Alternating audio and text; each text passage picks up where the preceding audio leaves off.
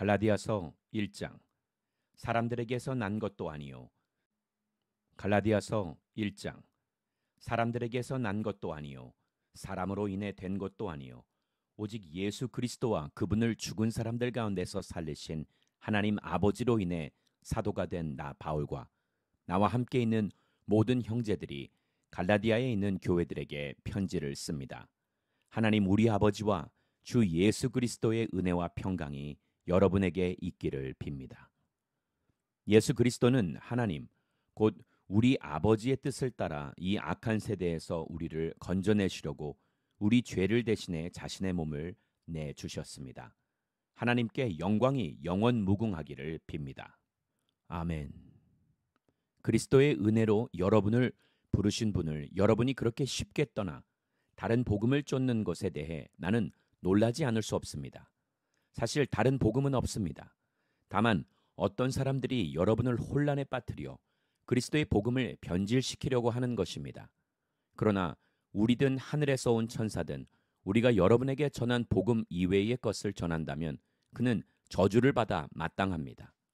우리가 전에도 말한 것처럼 내가 지금 다시 말합니다. 만일 누구든지 여러분이 받은 복음 이외의 것을 전한다면 그는 저주를 받아 마땅합니다. 내가 지금 사람들을 좋게 하려고 합니까? 아니면 하나님을 좋게 하려고 합니까? 아니면 사람들에게 기쁨을 구하려고 애씁니까? 만일 내가 아직도 사람들에게 기쁨을 구하려고 애쓴다면 나는 그리스도의 종이 아닙니다. 형제들이여, 내가 전한 복음은 사람을 따라 된 것이 아니라는 것을 여러분에게 알려드리겠습니다. 그 복음은 내가 사람에게 받은 것도 배운 것도 아닙니다. 그것은 오직 예수 그리스도의 계시를 통해 받은 것입니다. 내가 전에 유대교에 있을 때 한 행위에 관해 여러분이 이미 들었을 것입니다. 나는 하나님의 교회를 몹시 핍박했고 파괴하려고 했습니다. 나는 내 동족 가운데 나와 나이가 같은 또래의 많은 사람들보다 유대교를 믿는데 앞장섰으며 내 조상들의 전통에 대해서도 매우 열성적이었습니다. 그러나 어머니의 태에서부터 나를 따로 세우시고 은혜로 나를 부르신 하나님께서 하나님의 아들을 이방 사람들에게 전하게 하시려고 하나님의 아들을 내 안에 나타내 보이셨습니다. 그때 나는 사람들과 의논하지도 않았고 나보다 먼저 사도가 된 사람들을 만나려고 예루살렘으로 올라가지도 않았습니다. 나는 곧장 아라비아로 갔다가 다시 다메섹으로 되돌아갔습니다. 3년 뒤 나는 게바를 만나려고 예루살렘으로 올라가서 그와 함께 15일을 지냈습니다. 그리고 사도들 가운데 주의 형제 야고보 외에는 어느 누구도 만나지 않았습니다. 내가 하나님 앞에서 장담하건대 내가 여러분에게 쓰는 이것은 결코 거짓말이 아닙니다. 그 후 나는 시리아와 길리기아 지방으로 갔습니다. 그래서 내 얼굴이 그리스도 안에 있는 유대의 교회들에게는 알려지지 않았습니다. 다만 그들은 전에 우리를 핍박하던 사람이 지금은 전에 그가 파괴하려고 하던 그 믿음을 전하고 있다는 소문을 듣고 나로 인해 하나님께 영광을 돌렸습니다. 갈라디아서 2장. 그 후 14년이 지나서 나는 바나바와 함께 디도를 데리고 다시 예루살렘으로 올라갔습니다. 내가 예루살렘으로 올라간 것은 하나님의 계시를 따른 것으로 나는 이방 사람들에게 전파하는 복음을 그들에게도 제시했습니다.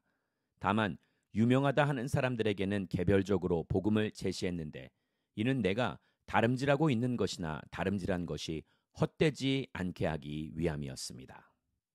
나와 함께 있는 디도는 그리스 사람이었지만 억지로 할례를 받도록 강요하지 않았습니다. 그 이유는 몰래 들어온 거짓 형제들 때문입니다. 그들은 우리를 종으로 삼고자 그리스도 예수 안에서 우리가 가지고 있는 자유를 엿보려고 몰래 들어온 사람들입니다. 그러나 우리는 그들에게 잠시도 굴복하지 않았습니다. 이는 복음의 진리가 여러분에게 머물러 있도록 하기 위함입니다. 그 유명하다는 사람들 가운데 어느 누구도 그러한 사람들이 누구든 간에 내게는 상관이 없습니다. 하나님은 사람을 외모로 취하지 않으십니다. 그 유명하다는 사람들은 내게 아무것도 보태준 것이 없습니다. 오히려 그들은 베드로가 할례받은 사람에게 복음 전하는 일을 맡은 것처럼 내가 할례받지 않은 사람에게 복음 전하는 일을 맡은 것을 알았습니다. 베드로가 할례 받은 사람의 사도가 되도록 역사하신 분이 내게도 역사하셔서 이방 사람의 사도가 되게 하셨기 때문입니다. 기둥같이 여김받는 야고보와 게바와 요한은 하나님께서 내게 주신 은혜를 인정하고 나와 바나바에게 교제의 악수를 청했습니다. 우리가 이방 사람에게로, 그들은 할례 받은 사람에게로 가도록 하기 위함입니다. 다만 그들은 우리에게 가난한 사람을 생각해달라고 당부했는데 이것은 나 또한 힘써 행해오던 일입니다. 그러나 게바가 안디옥에 왔을 때 그에게 책망할 일이 있어서 얼굴을 마주대하고 그를 책망했습니다. 게바는 야고보가 보낸 몇몇 사람들이 오기 전에 이방 사람들과 함께 음식을 먹고 있었습니다. 그러나 그들이 오자 그는 할례 받은 사람들을 두려워해 슬그머니 그 자리를 떠났습니다. 그러자 다른 유대 사람들도 게바와 함께 위선을 행했고 바나바까지도 그들의 위선에 휩쓸렸습니다. 나는 그들이 복음의 진리대로 바르게 행하지 않는 것을 보고 모든 사람 앞에서 게바에게 이렇게 말했습니다. 당신은 유대 사람으로서 유대 사람처럼 살지 않고 이방 사람처럼 살면서 어떻게 이방 사람에게 유대 사람처럼 살라고 강요합니까? 우리는 본래 유대 사람이요 이방 죄인들이 아닙니다. 그러나 사람이 의롭다고 인정받는 것이 율법의 행위로서가 아니라 예수 그리스도를 믿음으로 되는 것을 알기에 우리도 그리스도 예수를 믿었습니다. 이는 우리가 율법의 행위로가 아니라 그리스도를 믿음으로써 의롭다고 인정받으려는 것입니다. 율법의 행위로는 어떤 육체도 의롭다고 인정받을 수 없기 때문입니다. 그러나 우리가 그리스도 안에서 의롭다고 인정받으려 하다 우리 자신이 죄인으로 드러난다면 그리스도께서 죄를 짓게 하시는 분입니까? 결코 그럴 수 없습니다. 만일 내가 허물어버린 것을 다시 세우려 한다면 나 스스로 율법을 어기는 사람임을 증명하는 것입니다. 나는 율법으로 인해 율법에 대해 죽었습니다. 이는 내가 하나님께 대해 살고자 함입니다. 나는 그리스도와 함께 십자가에 못 박혔습니다. 그러므로 이제 더 이상 내가 사는 것이 아니라 내 안에 그리스도께서 사시는 것입니다. 지금 내가 육체 안에 사는 것은 나를 사랑하셔서 나를 위해 자신의 몸을 내주신 하나님의 아들을 믿는 믿음으로 사는 것입니다. 나는 하나님의 은혜를 헛되게 하지 않습니다. 만일 의롭다고 인정받는 것이 율법으로 말미암는다면 그리스도께서 헛되게 죽으신 것입니다. 갈라디아서 3장. 오 어리석은 갈라디아 사람들이여, 예수 그리스도께서 십자가에 못 박히신 것이 여러분의 눈앞에 분명히 드러나 있는데 누가 여러분을 미혹했습니까? 여러분에게 한 가지만 묻고 싶습니다. 여러분은 율법의 행위로 성령을 받았습니까? 아니면 복음을 듣고 믿음으로 성령을 받았습니까? 여러분은 그렇게도 어리석단 말입니까? 성령으로 시작했다가 이제 와서 육체로 마치려고 합니까? 여러분은 그렇게 많은 고난을 헛되게 경험했단 말입니까? 정말 헛된 일이었습니까? 하나님께서 여러분에게 성령을 주시고 여러분 가운데서 능력을 행하시는 것이 여러분이 율법을 행하기 때문입니까? 아니면 복음을 듣고 믿기 때문입니까? 이와 같이 아브라함도 그가 하나님을 믿었더니 이것이 하나님께 의로 여겨졌다고 했습니다. 그러므로 여러분은 믿음에서 난 사람들이 바로 아브라함의 자손임을 아십시오. 성경은 하나님께서 믿음으로 인해 이방 사람을 의롭다고 인정하실 것을 미리 알고 먼저 아브라함에게 복음을 선포했습니다. 모든 이방 사람이 내 안에서 복을 받을 것이다. 그러므로 믿음에서 난 사람들은 믿음이 있는 아브라함과 함께 복을 받습니다. 율법의 행위에 근거해 사는 사람들은 모두 저주 아래 있습니다.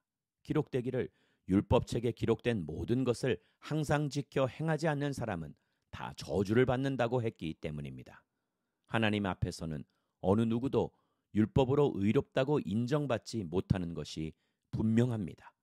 의인은 믿음으로 살리라고 했기 때문입니다. 율법은 믿음에서 난 것이 아닙니다. 오히려 율법을 행하는 사람은 율법 안에서 살리라고 했습니다.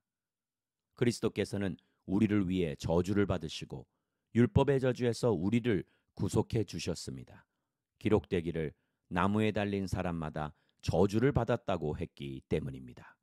이는 아브라함의 복이 그리스도 예수 안에서 이방 사람에게 미치게 하고 우리도 믿음으로 성령의 약속을 받게 하기 위함입니다. 형제들이여, 내가 사람의 예를 들어 말합니다. 사람의 언약이라도 한 번 맺은 후에는 아무도 그것을 무효로 하거나 덧붙일 수 없습니다. 하나님께서 아브라함과 그의 자손에게 약속을 주실 때 여러 사람을 가리켜 자손들에게라고 하지 않으시고 오직 한 사람을 가리켜 내 자손에게라고 하셨는데 이는 곧 그리스도십니다. 내가 말하고자 하는 것은 이것입니다. 430년 후에 생긴 율법이 하나님에 의해 미리 정해진 언약을 무효화해 그 약속을 취소할 수 없다는 것입니다. 만일 유업이 율법에서 난 것이라면 그것은 더 이상 약속에서 난 것이 아닙니다. 하나님께서는 은혜로 약속을 통해 아브라함에게 유업을 주셨습니다. 그러면 율법은 무엇입니까? 율법은 약속된 자손이 오시기까지 죄 때문에 더한 것입니다.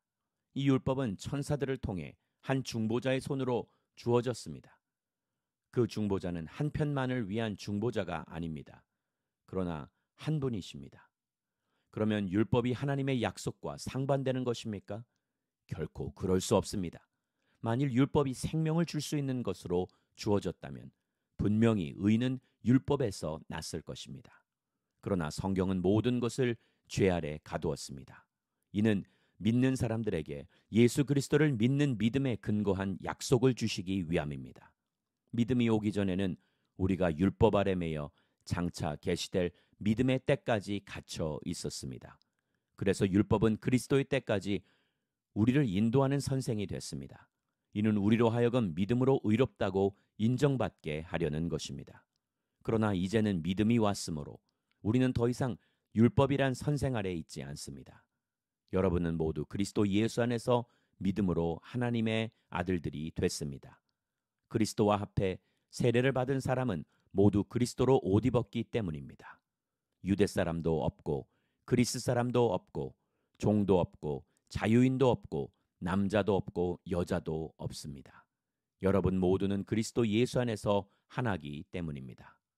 만일 여러분이 그리스도께 속한 사람이면 여러분은 아브라함의 자손이요 약속을 따른 상속자입니다.